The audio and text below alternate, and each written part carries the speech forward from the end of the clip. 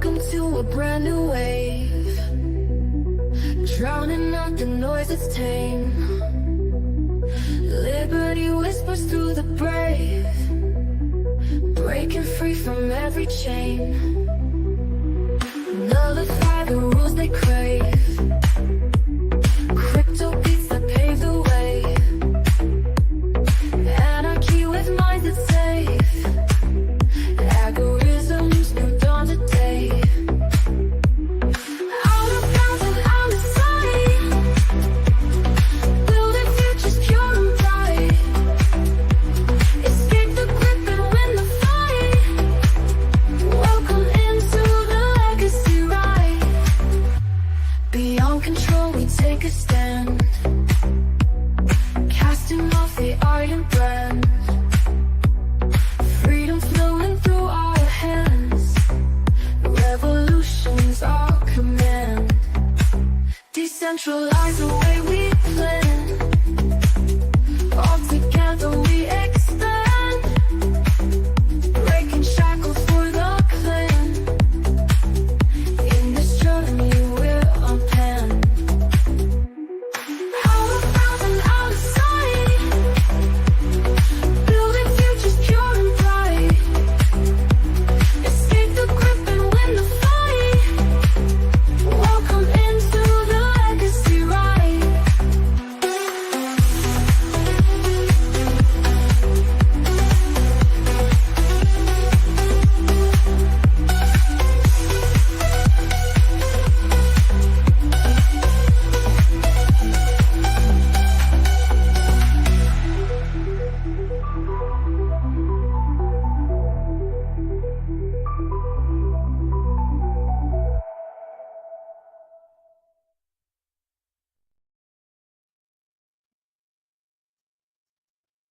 I can't see him. Can't see me, man. Can't see me at all. Oh, there he is. Heaven to adore and be adored by God. He's given himself to God, and you should too. Yeah. So welcome in, everybody. Nobody's here live yet. So that means that you can take your shirt off there, Andrew. Chicken tendies. That's right. Welcome You in, can see where our everybody. loyalties lie. Yeah. You're supposed to be abstinent from meat, but whatever. I don't blame you. But welcome in, everybody, to the Legacy Right. Another edition of Silver Linings, the 10th episode of season 3. And we got Andrew Joseph in all of his bald proudness. And you have Very me. proud. And I haven't done this in a while, but I am the legacy of Jennifer Kaiser. I am Zach Kaiser. You may call me Augustine. That is my namesake, because I think so much that I want to rest. And I want to rest so much, and I want to have so much time that I even wrote a book that gives you the inspiration on the emphasis of what time really means when you have endless time in eternity. Good book, by the way. It's called City of God. If you want to know what my namesake is, Google Andrew Joseph IRS. Actually, what are you talking about? Google, this isn't going to get us canceled before we're even big, is it?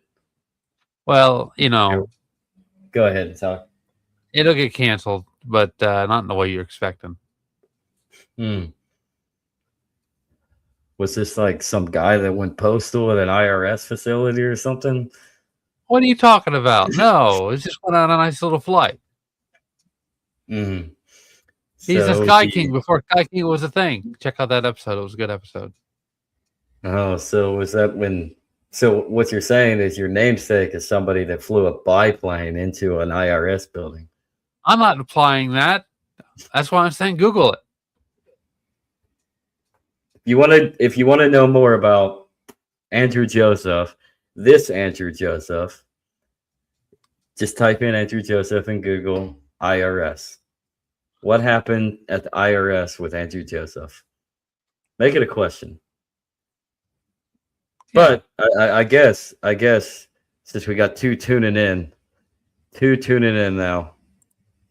Welcome everybody. Sponsor ad plug. It's us. It's ourselves. If you enjoy our content, whether you watch live, whether you watch not live on replay, whether you like the podcast sphere, share it, like it, subscribe it on YouTube, follow us all across wherever you get your podcast, Spotify, Apple, you name it. Give us a review if you'd like. But if you'd like to become a sponsor, help us do this more frequently with better content, maybe get some better guests, maybe have some better conversations, and just all out try to make this thing better for you, the listener and the viewer. You can go down PayPal link right there. You can become a sponsor and support any amount that you want to choose. Hell, if you really wanted to, you could really just, you could be like, well, fuck this guy and donate $0.00. I'm sure you could probably do it on PayPal. That would be funny. Sort of like how DoorDash does it. Andrew knows this. Right. All too well. Yeah, where nobody tips because they're given the option Right. of tipping $0. But Yeah. yeah, Oh, if you like, trash at the door. Yeah, right. yeah, that's the other option. But if you would like to become a sponsor and help support the Legacy Ride and Silver Linings, as well as my ministry series, Illogical Theology Podcast on Spotify and Substack, actually, you can head to that PayPal link down at the bottom, and wada boom, wada bang, you help support two young lads just trying to make a name for themselves. Not really. I don't want to make a name for myself. I just want to have a great conversation, have a good time. Andrew wants to be famous, though. Oh man, or infamous, one of the two. Just look at the IRS. I mean, go Google the IRS. Yeah, you might want to be. There's some infamy. There is some infamy. But to transition formally, welcome into the Legacy Ride, Yeah. everybody. Yeah, the topic at hand today, and I promise you, it's going to seem like there might not be a silver lining, especially to you libertarians out there that watch this. But rights only by force. Do rights actually exist, Andrew? It's a construct, an abstraction. It is. If you It is a ask social Max construct. Stirner, he says, property doesn't exist, but it can only be enforced by force. So if you ask Max Stirner, yeah. If you ask me, I would take the same stance egoistically. As an egoist, I would say the same thing, but as a Thomist, I would think more reasonable within my faith and say the biggest ego of them all is God, and everything is God's, and we are here as his creatures to steward the land. So nothing is real and nothing is permitted, by the way. yeah. I mean, lots of things are permitted. Your free will is permitted. You can go, and if you want to choose to do debaucherous things, by all means, that's your soul. Yeah. Let me rephrase, actually clean up that because it wasn't very clean. He says property doesn't exist, but theft is only possible through property. Yeah, So, theft is only possible through property, and the only way that property exists is through a legality, which means institutions typically have to be formalized. Society, the society is a consensus. Well, I was getting to that, Andrew. The society is the framework. The institutions are built upon the framework of the society, and the constructs of your rights are created by those institutions that, in fact, enforce those said rights through force and violence, or the threat of that force and violence. Meaning that obviously we're going to allow institutions per se to work, right, through contract, through mediators, through courts, etc. And so that is where you alleviate the necessity for force and violence. But there's always that last resort, and that's the only way that you can enforce any type of right. What is your natural right there, And Andrew? well, actually, Lysander Spoon's got a quote here from that, and it says, "All legitimate government is a mutual insurance company." This is obviously Spooner in the 1800s, voluntarily agreed upon by the parties to it for the protection of the rights against wrongdoers. If it is, and its voluntary character is precisely as similar an association for mutual protection against fire or shipwreck. And I think that's I think that's pretty much, to say it simply, you have no rights but what can be enforced. And the only thing that you could theoretically say is a right is your right to be left alone. But the only way to do that is if you can enforce that right through defense purposes or through negotiation. So, a mediation, institutions, social structures, I, legalities. And so, with that being the case, if that is the case, then realistically, your only right is to defend yourself. And if you really want to constantly defend yourself over and over again, uh, yay, anarchy. Woo! and a good way to look at this in the Enneagram perspective is, rights are inherent because they're encodified in type 6, the law, right? And so you had to split that down the middle. There's chiefs on one end, which is, the really rigid, type 5. And then you have the Indians on the other, which is, sporadic, chaotic type 7. There's ADHD versus, consistency. And I would prefer to have some consistency.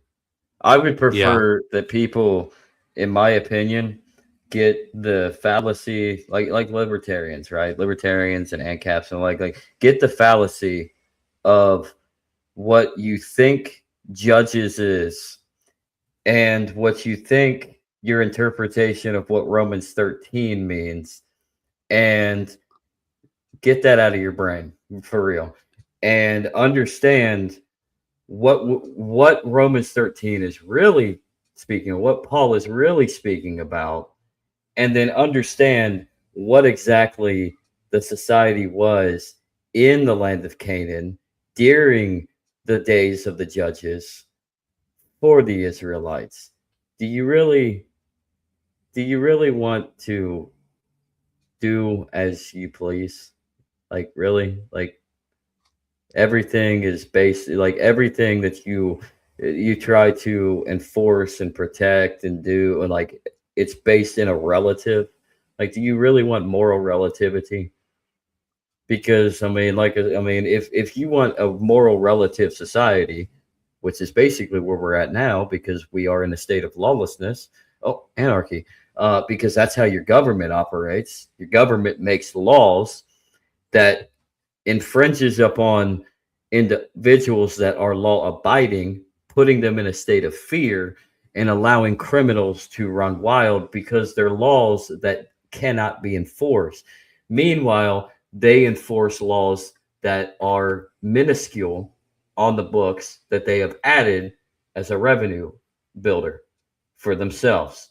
So effectively, you have law-abiding citizens caught in between a chaotic anarchical state, let's call it anarcho-tyranny, between a lawless government of a mafia that is extorting you under the threat of duress and violence, and criminals that run amok anyways because nobody is really enforcing anything. And when they do enforce it, it's a little too late.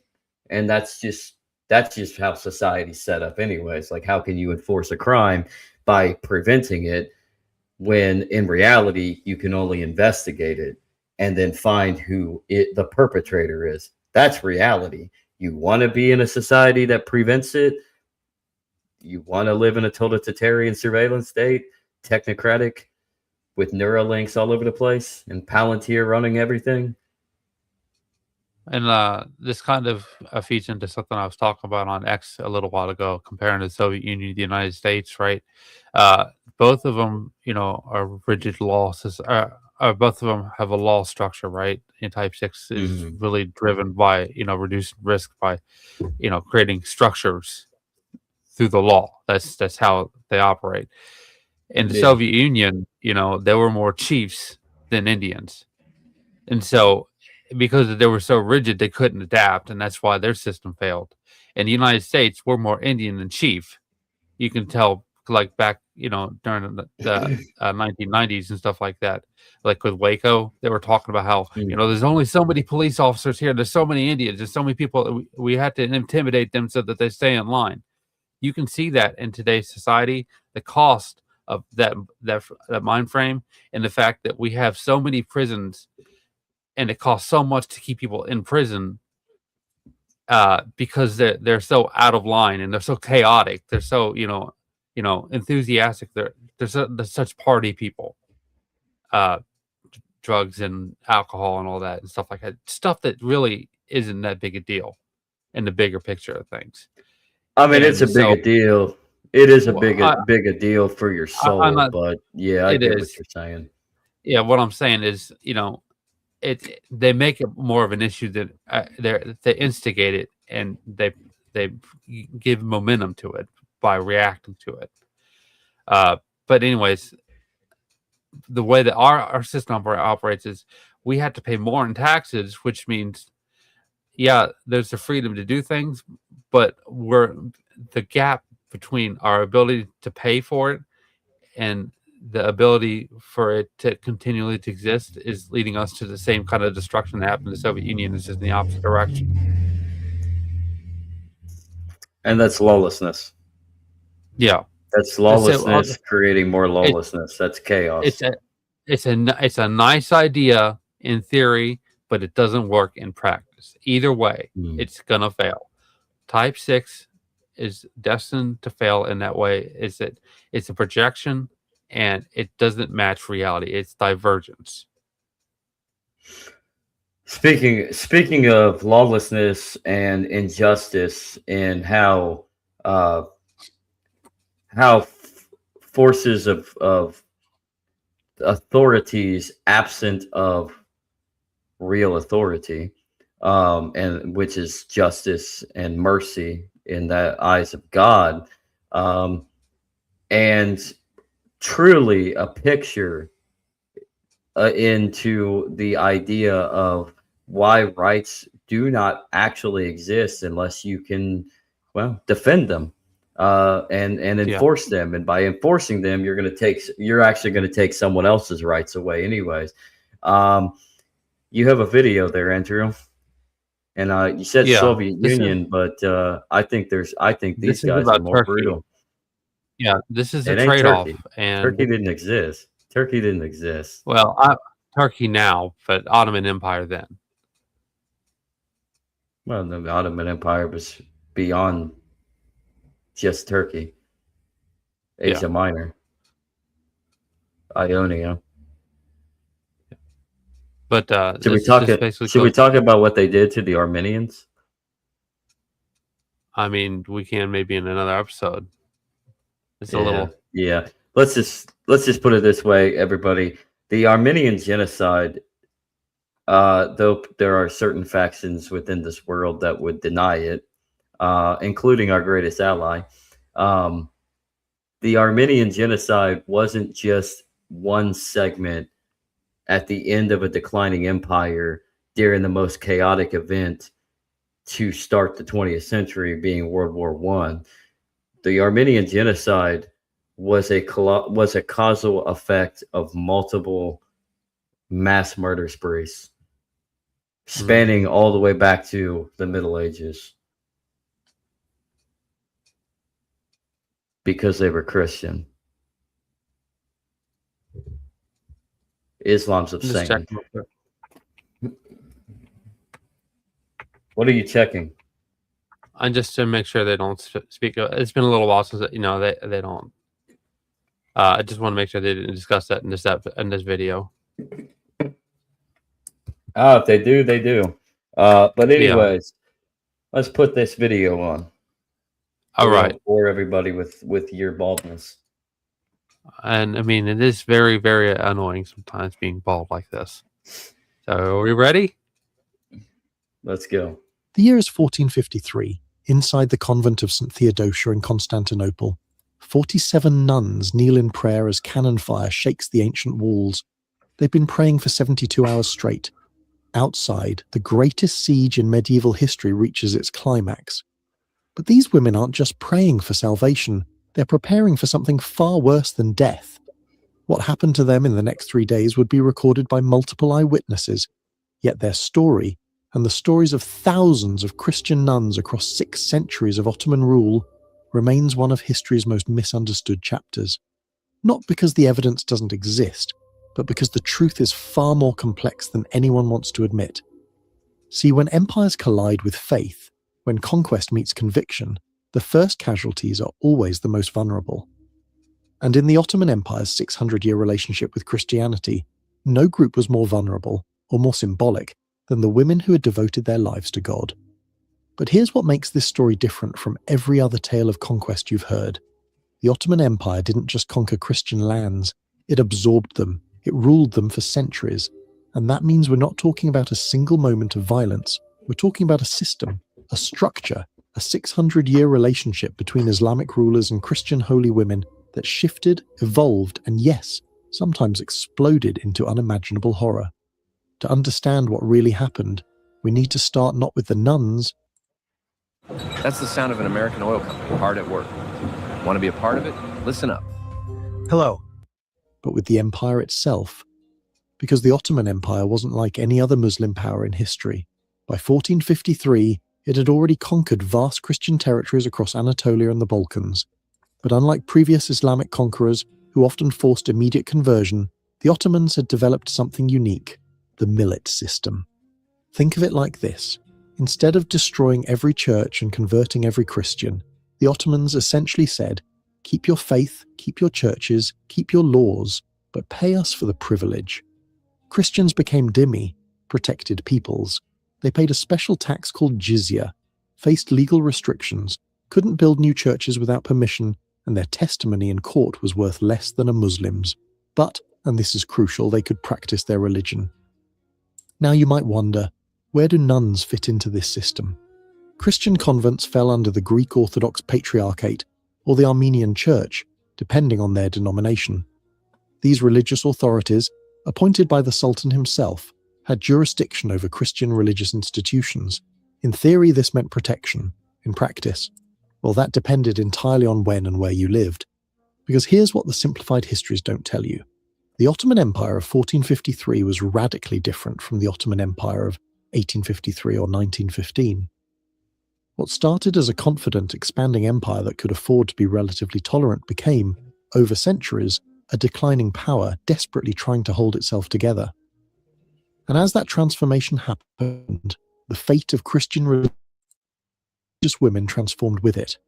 But we're getting ahead of ourselves.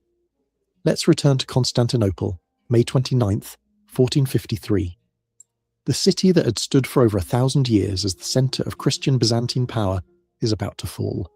Sultan Mehmed II, just 21 years old, has besieged the city for 53 days. His massive cannon, designed by a Hungarian engineer named Orban, has been pounding the Theodosian walls that hadn't been breached in 1,000 years. Inside the city, Emperor Constantine XI leads barely 7,000 defenders against an Ottoman force of up to 100,000. The defenders know what's coming. They've heard the stories from other conquered cities.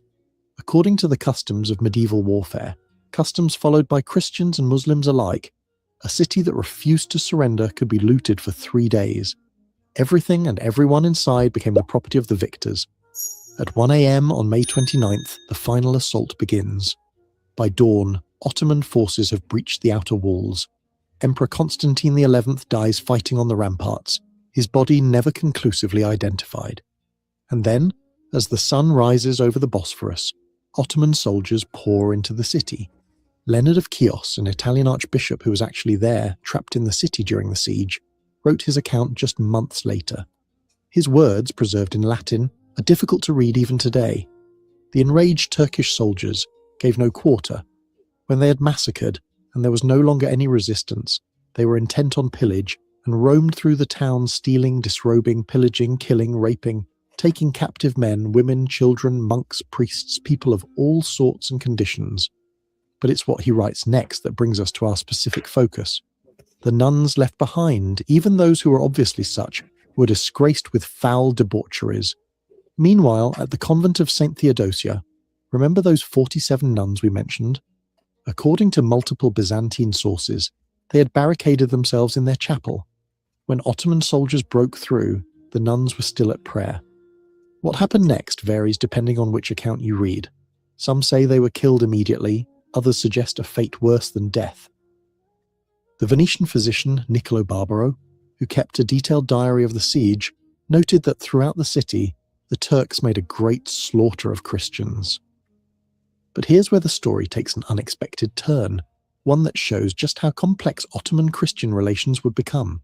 3 days after the conquest, Sultan Mehmed II officially entered the city, and what he did next surprised everyone. He immediately issued orders to stop the looting. He went to the Hagia Sophia, yes, but he also summoned the surviving Greek Orthodox clergy. Within weeks, he had appointed a new patriarch, Gennadius Scalarius, and granted him a firman, an imperial decree, guaranteeing the Orthodox Church's right to exist under Ottoman rule. The Sultan even encouraged Christians who had fled to return. He needed them. Constantinople, soon to be Istanbul, needed to be rebuilt, repopulated, revitalized. A dead city was worthless to him. But what about the convents? What about the nuns who survived? This is where we encounter one of history's cruel ironies. The very same Sultan who had overseen the 3-day sack that saw nuns violated and killed was now guaranteeing the Orthodox Church's right to maintain convents. New nuns would take vows. New convents would operate, though under very different circumstances than before. You see, under the new Ottoman system, Christian religious institutions faced a constant squeeze. They couldn't ring bells. That was forbidden as it might disturb Muslim prayer. They couldn't expand their buildings without special permission, which was rarely granted. They had to pay heavy taxes, and perhaps most significantly, they existed at the Sultan's pleasure. What he granted, he could take away. For the next 2 centuries, from roughly 1453 to 1650, we enter what historians call the classical period of Ottoman rule. And for Christian nuns, this period was marked by a strange sort of stability.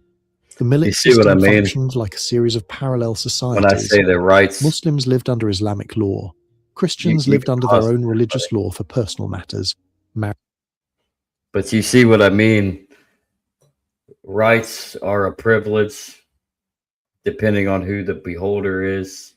And the only way to match it is with force and take the rights away from the other side who is doing their bidding to ensure that they have their rights. And so you look at that, I mean, to outlaw the bell ringing, the toll, to not only was the bell a significant point of knowing the time of day you were at, but it was also a significance for Christian prayer as well, especially for like the liturgy of the hours, significance of when mass was to be held, calling everybody to congregate, and to ban that particular privilege of being within Christendom because it disturbs the Islamic prayer.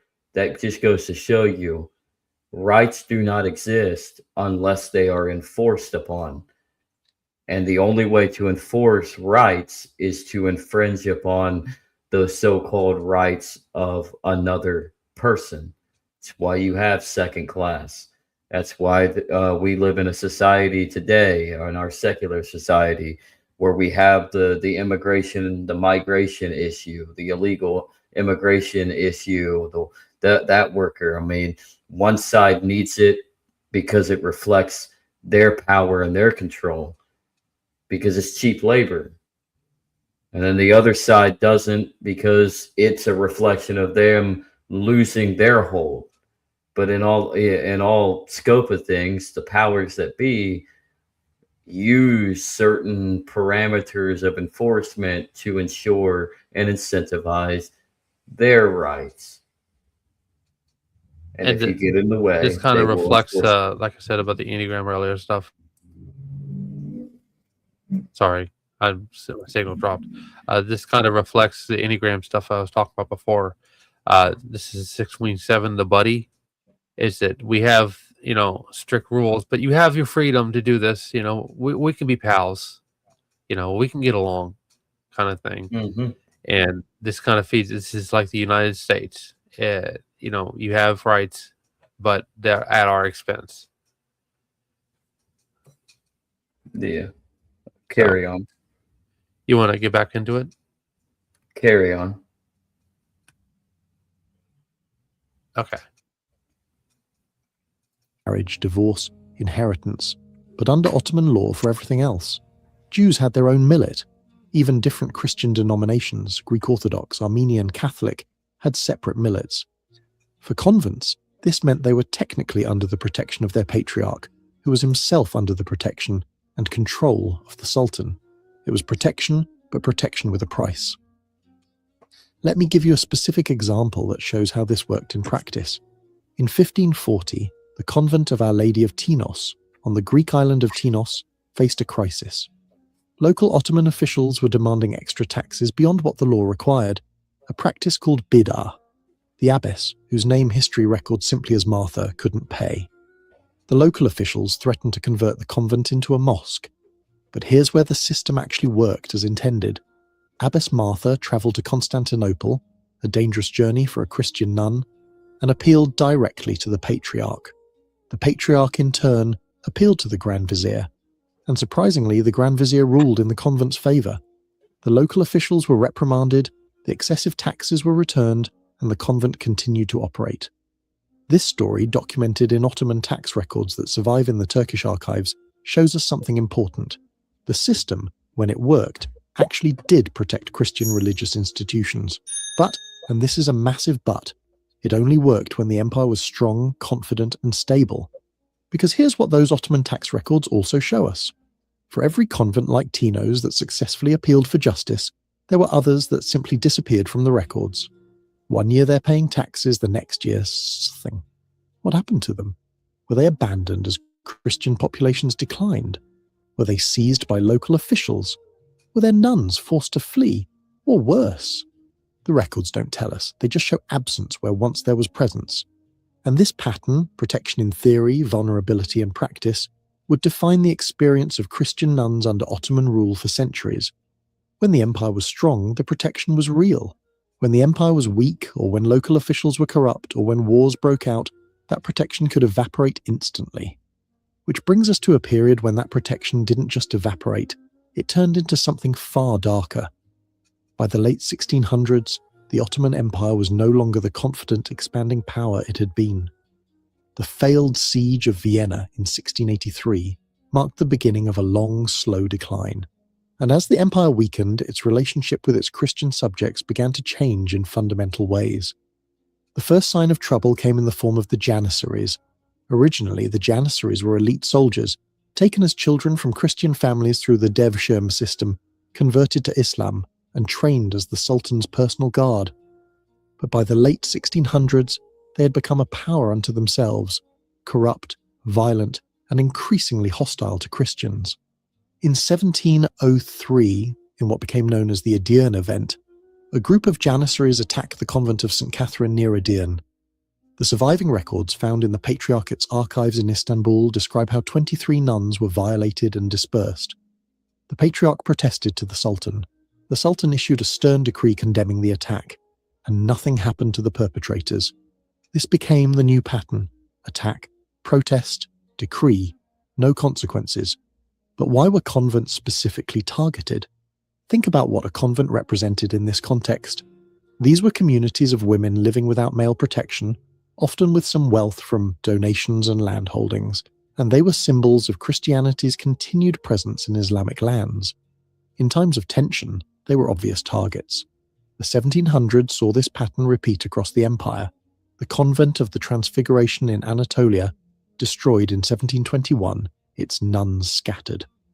The convent of St. Marina in the Peloponnese, attacked in 1730, fate of the nuns unknown. The records become a litany of loss. But then, in 1770, something happened that would change everything. The Russo-Turkish War began. Russia, presenting itself as the protector of Orthodox Christians, encouraged Greeks to revolt against Ottoman rule. The revolt failed catastrophically, and the Ottoman response was brutal. On the island of Patmos, home to several historic convents, Ottoman irregulars, not official soldiers but armed groups operating with implicit approval, descended on Christian communities. The convent of St. John, which had operated continuously since the 11th century, was ransacked. According to a letter from a surviving nun named Theodosia to the patriarch, they came at dawn. We had bolted the doors, but they broke through with axes. What they did to Sister Catherine before she died, I cannot write. What they did to the younger sisters who survived, they will never speak of. This letter, preserved in the Patriarchate's archives, is one of the few first-person accounts we have from a nun who survived such an attack. Most survivors never spoke of what happened to them. In a culture where virginity was essential to a nun's spiritual status, rape was not just a physical violation, it was a spiritual destruction. By 1821, the Ottoman Empire faced its greatest internal challenge yet, the Greek War of Independence. And this is where our story takes its darkest turn yet. When the Greeks revolted, Ottoman authorities faced a choice. They could treat this as a political rebellion, punishing the rebels while protecting loyal Christian subjects. Or they could treat it as a religious war with all Christians as potential enemies. They chose the second option. On Easter Sunday, April 22nd, 1821, Patriarch Gregory V was celebrating Easter liturgy in Constantinople when Ottoman soldiers entered the church. They dragged him out in his ceremonial robes and hanged him from the main gate of the Patriarchate. His body was left hanging for 3 days, then thrown into the Bosphorus. If the Patriarch himself wasn't safe, what hope did nuns in remote convents have? On the island of Chios, one of the wealthiest Greek islands, the massacre that followed became one of the most documented atrocities of the 19th century. French diplomat François Pouqueville, who compiled testimonies from survivors, recorded that at the convent of Agia Marcella, 34 nuns were killed, but not before suffering what he delicately called outrages to their persons. But it's the testimony of Sister Magdalene, one of only 3 survivors from that convent, that provides the most detailed account. Speaking to British diplomats in 1822, she described how Ottoman soldiers and Turkish irregulars surrounded the convent on April 11th. The abbess tried to negotiate, offering the convent's treasury in exchange for their lives. The soldiers took the treasury, then they took the nuns. They separated us by age, Sister Magdalene testified. The youngest, those under 25, were taken to the ships. The older sisters were gathered in the courtyard. I survived by hiding in the cistern. I could hear everything, but see nothing. The screaming continued for hours. When I emerged 2 days later, I found 28 bodies in the courtyard. The younger sisters were gone. We never learned their fate. Actually, we do know some of their fates. Ottoman slave markets in Constantinople recorded a surge in Greek virgin slaves in the months following the Chios massacre. The prices, documented in market records, show that young women identified as nuns commanded premium prices, not despite their religious status, but because of it. The violation of Christian holy women was both a practical and symbolic act of domination. The Greek War of Independence lasted until 1829. By its end, hundreds of convents across Greek lands had been destroyed. Let's talk about that. Let's talk about that, actually. Slavery. That's a hot button issue in our secular culture of revisionist history in today's day and age. Wild, isn't it? But did you know that the Islamic great Satan was one of the earliest to instill chattel? No, I did not know that. Yeah. That's the thing when it comes down to it. What about let's talk about the slave issue. Why is there slavery, Andrew? Well, because, in a lot of ways, it's a shortcut. I think, people could be bought and sold for their own use, and they don't have to, pay the cost of whatever that they're using them for. But I thought they had human rights. Allegedly. Natural human rights. You mean to tell me that even with these natural human rights, there's slaves? Even today, everybody, by the way. I mean, it's it's really brought on by Obama recently. Ironically, in the Middle East, you can see that with open air slave markets. So yeah, Oh yeah, in Libya, yeah, Islam's back yeah, at it again. Thank you. Not to say that Gaddafi was a good guy, he wasn't. But who is really, right?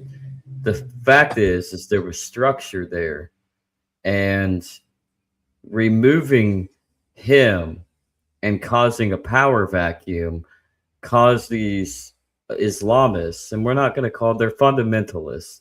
Yes. Are they extreme? To the T of what their religion presents. It opened up a power vacuum and it led to open air slave markets. It's like you're basically giving them back exactly what they've been missing for the last 300 years. yeah. That they pretty much lost within the last 150, 200 years. They were dwindling, they were weak because the rest of the world was passing them by because we were innovating in trade. Say what you will, but we were innovating in both trade, in technology, in economies, and they were still trapped in a dark age, a perpetual dark age. So this is what happens when you can't enforce. You have either you don't have the ability to enforce your own rights, or you are so subjugated to the point where there's just no point. So you try Michael to do the best you can to live within that structure. And Michael Malice inevitably, called it out this way. He said, if there's not a competition in speech, there's a competition in violence, and competition in speech is a really good thing in theory, but as you can see here, it doesn't work in practice. no, no, and speech, or in essence, expression. Well, what does it mean when you have a vast uh, majority that can suppress that expression? Then what do you got? You have this. You end Yeah. up getting this. But when you do have that competition, not to say like, is there really free speech, Andrew? It depends on who you're speaking to. No. See, there's no free speech. I just removed him. See, I don't have to listen to him. Nobody actually has free speech, but there is what he just presented, what Andrew just presented, that Michael Malice once said. We need competition. So the idea of a competition within that expression can there can be drawbacks, obviously, but that is where you try to peel in a balance within the vacuum of competition within that expression. Yeah. Because what if, I mean, if I can't express but you can, then how am I going to defend myself even through expression? Does that make sense? Yeah. But if I can express and you can express, then we can hopefully and effectively balance each other out to the point where we'll just leave each other alone. Or at least that's That's the hope. that's the adamant thing. I Mhm. think a lot of people just want one piece and be left alone, but you know, in reality, it's a lot more difficult to achieve and pull off. It It is. takes a lot of focused effort to It have that is. neutrality. But I think there is a general way that we can do that. And I think we have to start thinking smaller rather than larger. We have to start thinking community oriented, gathered from ourselves to our families to our locale within the region. because I don't think it can work on a larger scale, No. because empires have come and gone. It's inevitable. A large centralizing force is always going to take a hold of the power vacuum that it has survived, so that it can use the authority that it has gained, that is not true anyways. It's not real authority. But what are you going to do to stop them? Fight them? Yeah, it's always about waiting them out. But sometimes you can't wait them out because you eventually pass away. I mean, the funny thing is, I forget what Sirat is, but it's in the Quran. I'm like, one of the major elements, and many of these fundamentalists, they live by it. Fight the unbeliever, fight the polytheist until they're all wiped out, pretty much. I'm paraphrasing a little bit, but until they're wiped out. It's okay. I That's paraphrased what you're earlier in looking the at. episode. Yeah, that's what you're looking at. Like, so do you want to constantly fight, or do you want to try to build mechanisms to where we balance out what is real to what is not?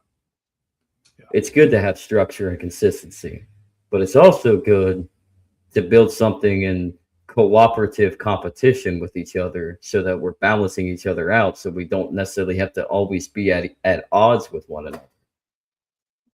And I think that's where we need to come back to a local. Yeah. You want to get back into it real quick? I think how much time we got? Because we only have 15 minutes on the episode of our episode. So let's jump back in and see what we can analyze from the rest of this.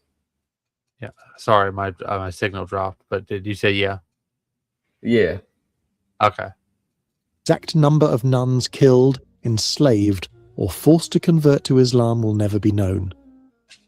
The new Greek state, when it conducted a census of religious institutions in 1833, found that of the 412 convents that had existed in Greek lands before the war, only 148 remained. The others had simply vanished, their buildings destroyed, their communities scattered, their libraries burned, their histories erased. If you thought the story couldn't get worse, the late 19th century would prove you wrong. By the 1890s, the Ottoman Empire was often called the sick man of Europe. It had lost most of its European territories. It was deeply in debt to European powers, and Sultan Abdul Hamid II, paranoid and desperate, increasingly saw the empire's Christian minority as not as subjects to be managed, but as existential threats to be eliminated. The catalyst came in 1894. Armenian revolutionaries, seeking the same independence the Greeks had won, began organizing in eastern Anatolia. The Sultan's response was to unleash what became known as the Hamidian massacres. But these weren't military operations against revolutionaries. These were systematic attacks on entire Christian communities. And once again, convents found themselves particularly vulnerable.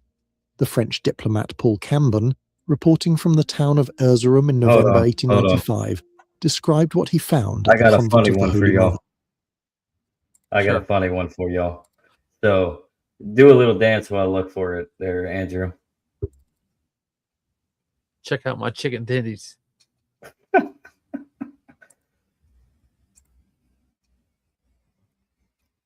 Based China. Yep. You know how it goes. So, Easy come, easy let me- go. Go flowing through the Since- air like a swinging a man on a rope. Since we're on the see, this is a silver lining here, everybody. Perhaps the silver lining of this episode is we're talking about how rights are only by force. So in a sick, debaucherous society, this wouldn't happen. Not to say that I would want to live in China society, but I mean this kind of might be what we were told America is supposed to be. But in reality, I mean, have you seen what June is like anymore? I mean, I don't think it's too much to say that it's a justified thing. I'm just gonna say it. Three. I honestly, I hope this is real. I really do, actually, because this is justice. Even if it is China, 3 convicted child sex offenders executed at China as China signals zero tolerance. We need that. We need this, America. We really, really do. We need justice. In order to understand mercy, you need to live in a society that fulfills justice. And if you're not fulfilling justice, then how do you have mercy? And quite frankly, we could start with the entirety of Washington. Day of the rope. I mean, so this is to President Xi Jinping. I support you. I support you, and I want you to send the rope. And at this rate, I honestly don't care. Invade this shithole country. Invade Washington. And do what you got to do. It is the District of Columbia, and we are property of the District of Columbia. You're technically freeing us. Technically speaking, yes. And if you really want to, go ahead and give dear leader a phone call. He's a little sad that he's missing out on the action in Iran. Give him that old college try. Well, okay, let's get back to the video before we get pulled off of YouTube.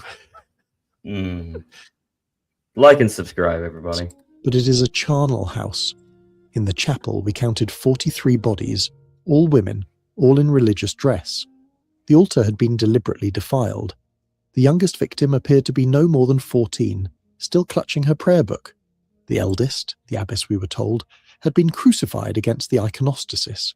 The survivors, there were 4 who had hidden in the crypt, were in no state to provide testimony. They had not spoken since the attack 5 days prior. What made the Hamidian massacres particularly horrific was their official nature. These weren't rogue soldiers or angry mobs, though both participated. These were organized operations, often beginning with the same pattern. Muslim clerics would declare jihad from the minarets. Crowds would gather, and then, with the participation or deliberate non-intervention of local authorities, the killing would begin. Johannes Lepsius, a German missionary who conducted one of the most thorough contemporary investigations, documented attacks on 17 convents during the 1894 to 1896 period. His report, published in Germany as Armenia and Europe, includes this testimony from Sister Sarah, a survivor from the convent of St. Tripsheim near Van. They came after Friday prayers. First the Kurdish irregulars, then the soldiers, then the mob. Mother Superior tried to invoke the protection laws, showing them our tax receipts, our official recognition from the Patriarchate. The commander tore the documents and said, "There is no law but the sword today. They gave us 1 hour to convert to Islam. When we refused, they began with the youngest sisters. They made us watch. Sister Anna, only 16, lasted 3 hours before she died. By nightfall, I was one of 4 still alive from 37. They left us alive to tell others what happens to those who refuse Islam. The European powers protested. They sent diplomatic notes. They threatened intervention. And Sultan Abdul Hamid II would issue reforms, make promises, and then the massacres would continue in a different province. Between 1894 and 1896, historians estimate between 100,000 and 300,000 Armenian Christians were killed. The number of nuns among them was never officially counted, but based on the number of convents destroyed, at least 43 according to Armenian Patriarchate records, it was certainly in the hundreds, possibly thousands. In 1908, a group of military officers called the Young Turks overthrew Sultan Abdul Hamid II. Initially, Christians celebrated. The Young Turks promised equality, modernization, a constitution that would protect all Ottoman subjects regardless of religion. For a brief moment, it seemed like the nightmare might end.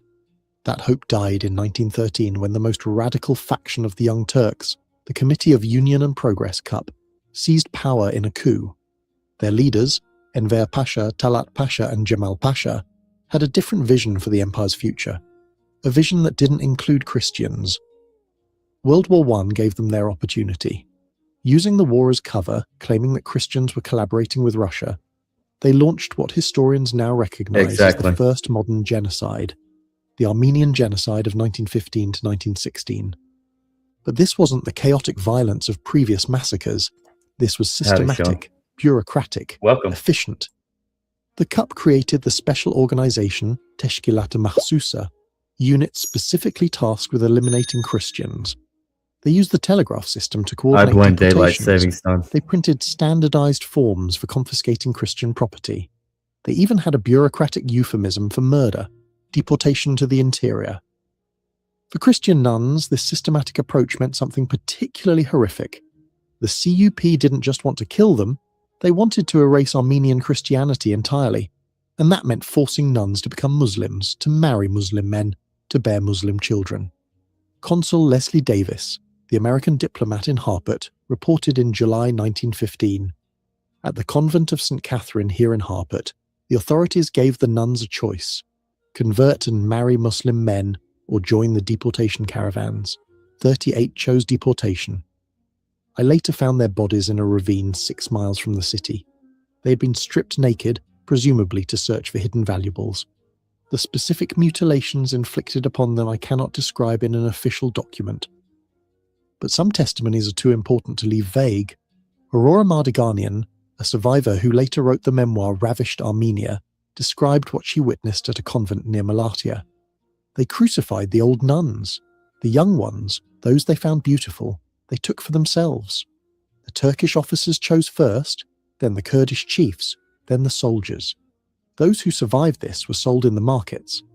I saw Sister Virgine, who had taught me embroidery, sold for 40 silver pieces. She was 19 years old.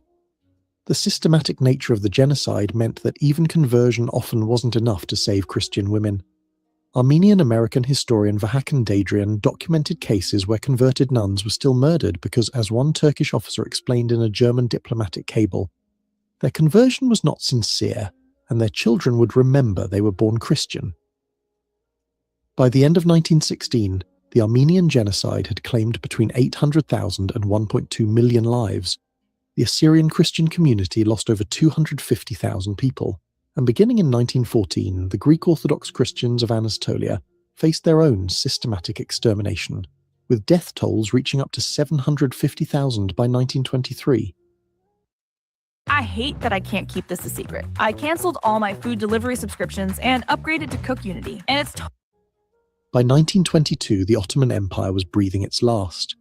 The Turkish War of Independence, led by Mustafa Kemal, later Ataturk, had successfully resisted the partition of Anatolia. But as Turkish forces reconquered territory, the remaining Christians faced a final wave of violence. The climax came at Smyrna, modern Izmir, in September 1922. Smyrna was a cosmopolitan city, roughly half Christian, and home to numerous religious institutions including 7 active convents. When Turkish forces entered the city on September 9th, Christian residents initially hoped for protection. The Turkish commander Nuruddin Pasha had promised safety for non-combatants. That promise lasted less than 24 hours.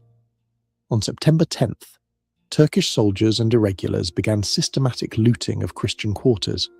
By September 11th, the killing had begun. By September 13th, the Armenian quarter was in flames. The fire spread to the Greek and European quarters. The Turkish and Jewish quarters mysteriously remained untouched. George Horton, the American consul general, provided one of the most detailed accounts of what happened at the city's convents. At the convent of St. Fatimi, I personally saw the results of what had occurred. 21 nuns, ranging in age from novices of 17 to the elderly abbess, who must have been 70, lay dead in the courtyard. All had been shot, but the evidence of what had been done to them before death was unmistakable. Their habits had been torn open. Some had been mutilated in ways that specifically targeted their religious vows of chastity. But perhaps the most haunting account comes from a Turkish source. Fali Rıfkı Atay, a Turkish journalist and later close associate of Ataturk, wrote in his memoir, "I saw a nun, her habit still marking her as such, throw herself from a burning building rather than face what the soldiers below intended. She fell 4 stories to her death. The soldiers laughed. The fire burned for 4 days. The number of Christians killed in Smyrna is disputed. Estimates range from 10,000 to 100,000. The convents, churches, and Christian schools were deliberately targeted and destroyed. By September 17th, when the last flames died out, Centuries of Christian presence in one of Asia Minor's greatest cities had ended. In the aftermath of these horrors, what happened to the survivors? This is perhaps the least told part of the story, because it involves a different kind of tragedy, the tragedy of silence. Many nuns who survived the genocides and massacres never spoke of what they had endured.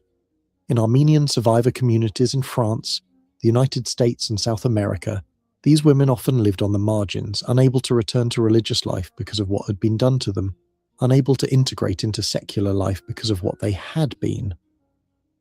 Maria Jakobsen, a Danish missionary who ran an orphanage in Lebanon for Armenian genocide survivors, recorded in her diary the case of Sister Aghavni. She arrived at our orphanage in 1923, still wearing the remnants of her religious habit. She had been a nun at the convent of the Holy Translators in Sivas. Of the 40 nuns in her convent, she was the only survivor. For 3 years, she had been passed between Turkish and Kurdish households as a slave. She never spoke of those years, but she would wake screaming in the night. She died in 1925, officially of tuberculosis, but I believe she died of a broken soul. The systematic nature of the violence against nuns created a particular form of collective trauma. These weren't random acts of violence. They were deliberate attempts to destroy the spiritual heart of Christian communities. A violated nun represented not just an individual tragedy, but a communal catastrophe, a breaking of the sacred that could never be fully healed. Some survivors did testify, particularly during the post-war trials in Constantinople, in 1919 to 1920. Sister Hypsime Darbinian, who survived the deportations from Erzurum, testified, "They knew who we were. Our habits made us visible. That was the point. They wanted everyone to see that even God could not protect us." When they did what they did to Mother Superior in the town square, William. making all Christians watch, the message was clear. Your faith is Yeah. powerless against our will. But most survivors remained silent. In a 1955 oral history project conducted by Armenian-American scholars, they found that of the 500 genocide survivors interviewed, fewer than a dozen were willing to discuss sexual violence, and none would allow their names to be used. The shame, even 40 years later, was too great.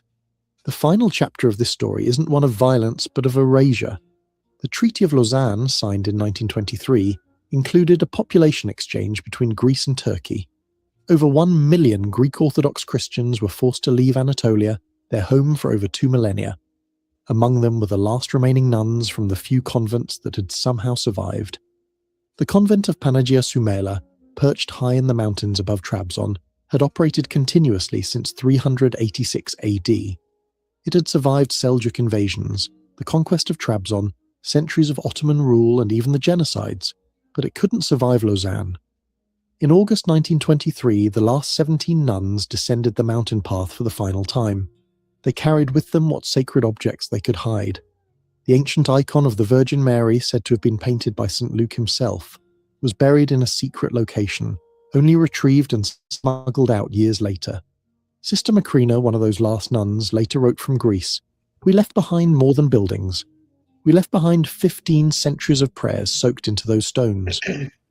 Every morning since the 4th century, nuns had sung the dawn hymns in that chapel. That chain, unbroken for over 1,000 years, we were forced to break.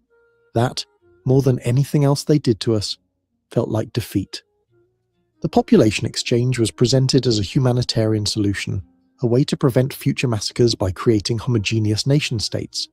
But for the Christian communities of Anatolia, it was the final erasure. The Turkish Republic that emerged would be 99% Muslim. The Christians who had been there since the time of St. Paul were gone. But here's something the official histories often miss. Not everyone left. Not everyone died. Throughout Anatolia, there remained what Turks call hidden Armenians, Christians who had survived by converting to Islam, at least publicly. Among them were former nuns who had been forcibly married to Muslim men.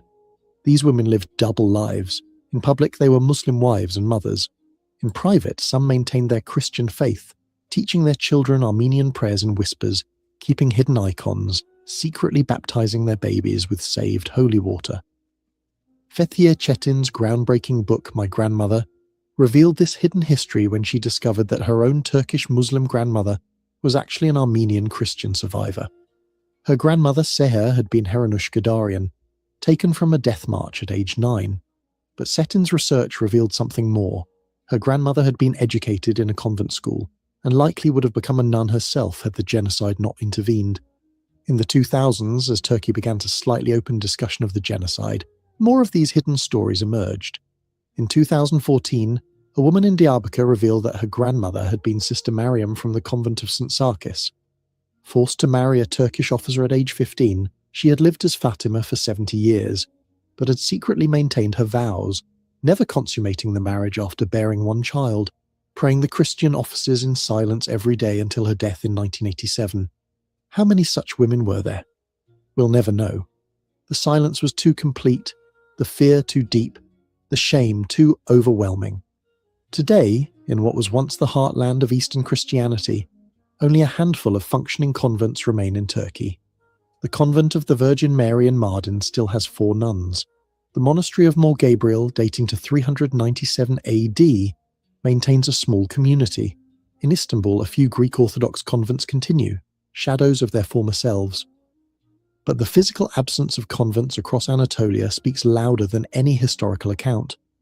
In the city of Ani, once known as the City of 1001 Churches, the ruins stand empty. The convent of Kusanats, which housed a famous scriptorum where nuns illuminated manuscripts, is now roofless, its frescoes fading. Shepherd boys use the chapel as a shelter for their flocks. The Turkish state's relationship with this history remains complicated. The Armenian genocide is still officially denied, referred to as the events of 1915, or blamed on mutual violence. School textbooks don't mention the convents that once dotted Anatolia or the nuns who lived in them. The systematic sexual violence against Christian women is completely absent from official histories. Yet paradoxically, the Turkish government has recently begun restoring some Christian sites, not as living religious spaces but as tourist attractions. The convent of Akdamar, on an island in Lake Van, was restored in 2007, but it's a museum, not a convent. No nuns will ever again sing the morning prayers there. The restoration preserves the building while erasing its purpose, a perfect metaphor for how modern Turkey deals with its Christian past. So what really happened to Christian nuns under Ottoman rule? The answer changes dramatically depending on when and where we look. For much of Ottoman history, roughly from 1453 to 1850, convents operated under the millet system with relative stability. Yes, they faced discrimination, heavy taxation, and occasional local violence. But the system generally functioned. Convents survived, even occasionally thrived. The greatest threats were economic pressure and gradual demographic decline, not systematic violence. But from the 1850s onward, and especially from 1894 to 1923, Christian nuns faced increasingly systematic violence that culminated in genocide. During this period, hundreds of convents were destroyed, thousands of nuns were killed, enslaved, or forced to convert. The violence wasn't random or accidental. It was deliberate, often state-sanctioned, and specifically targeted religious women as symbols of Christian presence. The documented evidence from diplomatic archives, survivor testimonies, Ottoman records, and contemporary accounts proves beyond doubt that massive atrocities occurred. The Hamidian massacres, the Armenian genocide, the Greek and Assyrian genocides, these happened. They're not myths or exaggerations. The systematic use of sexual violence as a weapon of genocide is extensively documented. What the evidence doesn't support is the idea that such systematic violence was constant throughout Ottoman history, or that there was some empire-wide policy specifically targeting nuns for 600 years. The reality is more complex. Long periods of difficult but sustainable coexistence, punctuated by explosions of extreme violence, culminating in genocide. Perhaps the last word should go to Sister Sepuhi Mushian, one of the last survivors of the genocide era, who died in 1998 at age 102. Whoa. What's that? I just built a budgeting app in Base 44. Guys, In a 1995 interview, she said, And that "People is always want to know what wow. they did to us." We can end it there. It's got 3 minutes Nah. left. No, that 3 minutes. I think we can end it. That's heartbreaking enough. But we need to find It the is. silver lining in it quick before anything. Too much pain and suffering has been caused over religion across the centuries. People believe what they believe. Leave them to believe in peace. Be peaceful, whatever your faith. I'll have to disagree to agree to disagree on that one. I don't think it's effectively religion. I think it's a lot to do with political regimes and structuring outside of our own capacity towards whatever we think in a relative voice of our own of what is right and what is wrong. I don't think we live in an objective reality. If we did, then I think the world would be peaceful because I think everybody knows don't steal, don't hurt each other, don't murder, don't rape. I mean, big four right there.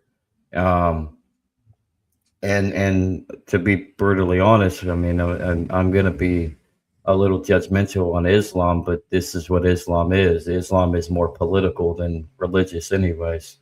So, but I If do you agree that when you don't seek the fullness of truth, then you're going to act outside of your purview of your faith. You're not going to actually live within it. So, is people's interpretation of their faith and politics getting involved too? Relativism. Relativism. if if you want to filter this through the Enneagram personality, yeah, you would probably pull this with type 3 with a 4 wing. Type 3 is focused on success at all cost, prestige, but also fraud is the downfall of type 3. And then type 4 Mm, is authenticity, originality, uniqueness, uh, hatred, shame, anger. Uh, hmm. so that you can see this kind of plays out over no matter what government's in power, is their worth and value as government is that they pull. You can see this in the Soviet Union, like I was talking about before, is the Great Terrors, right? And you saw this, in China, and you see this in North Korea. Uh, it's it's a it's a fascinating framework to understand the world if you know how Yes. to look at. Yeah. Yes, Andrew. And I do agree. Muhammad is a false prophet. Oh yes, but So I do like my life, and if I disappear tonight, everybody, it wasn't because of me. he did not uninstall himself. .exe. Hmm. Yes. There are different faiths, and there's an inkling of truth in every single one of them. That is my perspective as well, and that is also my church's teachings. There's an inkling of truth in everything. What is the fullness? I like to say the mystery of my faith. So Oh any silver linings there that you can pick? No negative there, Andrew. well, the only really silver lining I can pull out of this is from the Enneagram perspective is at least if we understand and recognize this, we can use it as to our advantage to try to build a better society and understand what we're working with.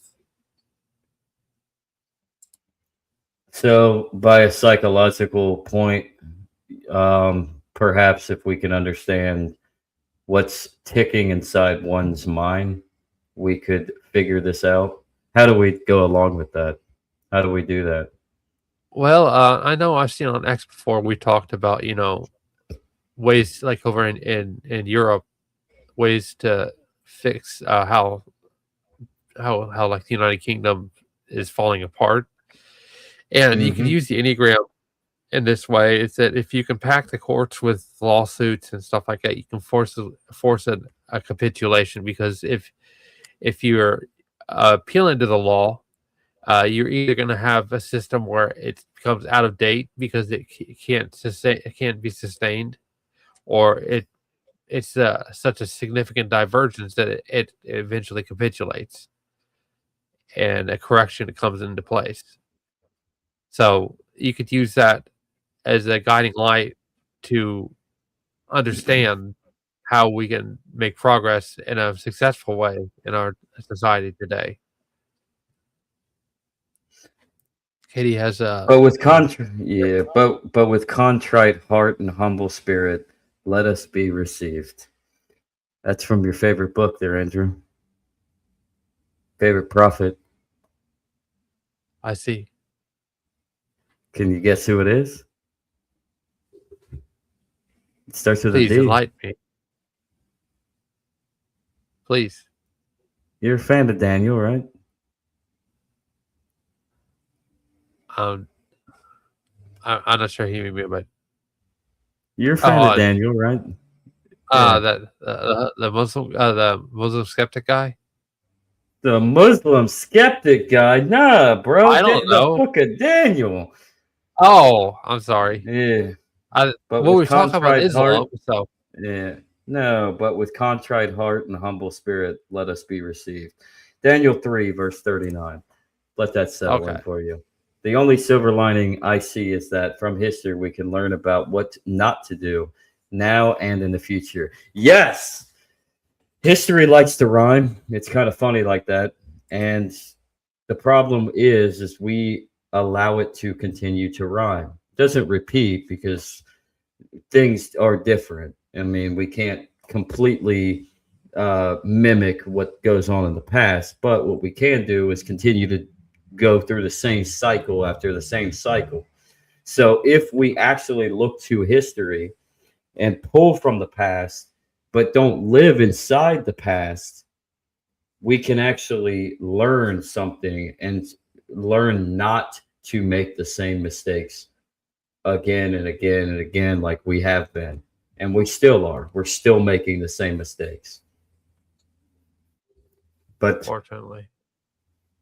But I think that's a good spot to end. So any thoughts or prayers that you would like to call out, Andrew?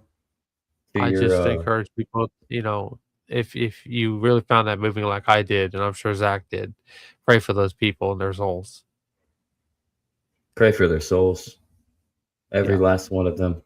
I'll never stop praying for people. Pray for their souls. Pray for everybody who is no longer here on this earth, and pray for everybody on this earth. We're all one body, one communion, one community. So, and Katie is sending you very, very much healing there, Andrew. Any bad things going on in your head right now, in your heart? Try not to let those things bother me. No. I don't know. Something tells me Katie sees something. But anyways, anything else, Andrew? No, thanks for watching, guys. We'll see you on Blockchain Roundtable tomorrow, 11 Eastern, 10 Central. It'll be a good episode, like always. So on the Dragon Chain YouTube channel, as well as the Legacy Ride, as well as Litecoin Lisa and Satoshi Sean if he's not late, and he can get prepared. See there. Well, like and subscribe all of those channels, by the way, everybody. And with that, let's take it away. Andrew, I'll let you end. Thanks for watching, guys. See you later. Bitcoin, baby. Hey, yeah, this is Bitcoin. I'm back. The king of the rap shit. I'm back in this Bitcoin, baby. I'm back in this bitch. Flossing fast cars and rolling with my clique. The king of the rap shit, the real OG. Whack-ass rappers got nothing on me. Bought another Lambo, 3 hoes inside it. 10 hoes in line, ready to ride it. It's Bitcoin, bitch. Keep the track bumping. Really on the plug. I got pies in the oven. 80 years old, and your baby mama fond of me. All she wanna do is smoke my broccoli. Private jets from Rome to Ibiza. Lisa, Jenny, Julie, and Maria. Every day I gotta give thanks. I got Bitcoins in the bank. Bitcoin, baby. I'm back in this bitch. Bitcoin, baby. Oh. I'm a bad motherfucker. Bitcoin, baby. The king of the rap shit. I'm back in this bitch. Axe your grandmother. Verse 2. coming with the gin and the juice. Call me a dragon, spit flame in the booth. I'm hot, like a thermos full of coffee. So hot, can't get the hose off me. It's true, I got the weed card and shit. I'm smoking like a motherfucking chimney, kid. Bitches love me, my shit's never whack. Tell these motherfuckers, Bitcoin's back. Bitcoin, baby. I'm a bad motherfucker. Hot like hot coffee. Oh. Axe your grandmother. Surprise, motherfucker. The king of the rap shit. I'm back in this bitch. Get your hands in the air. Put your hands on the car. Put your two hands on the rock. Put your two hands on the road.